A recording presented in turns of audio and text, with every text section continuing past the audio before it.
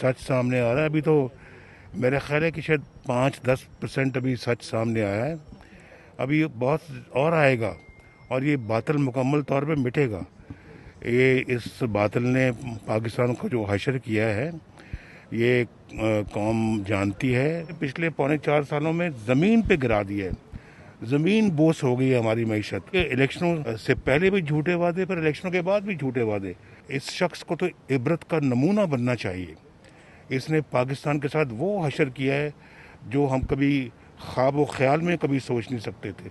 किसी बात को मानता ही नहीं है, ना कानून को मानता है, ना आइन को मानता है, ना पार्लियामेंट को मानता है, ना अभी एक तुम्हारे खिलाफ एक वोट ऑफ नो कॉन्फिडेंस की मोशन तुम मानो। सुप्रीम कोर्ट को फैसला देना पड़ा अपना। पंजाब में क्या हो रहा है, सदर है भाई, तुम मुल्क के सदर हो, तुम किस तरह से अब ओथ नहीं दोगे, तुम किस तरह से अपने जो फ़राइज़ मनसबी हैं उनको उनकी बजावरी नहीं करोगे। ये शख्स क्या है, ये कौन सी मिट्टी का बना हुआ है।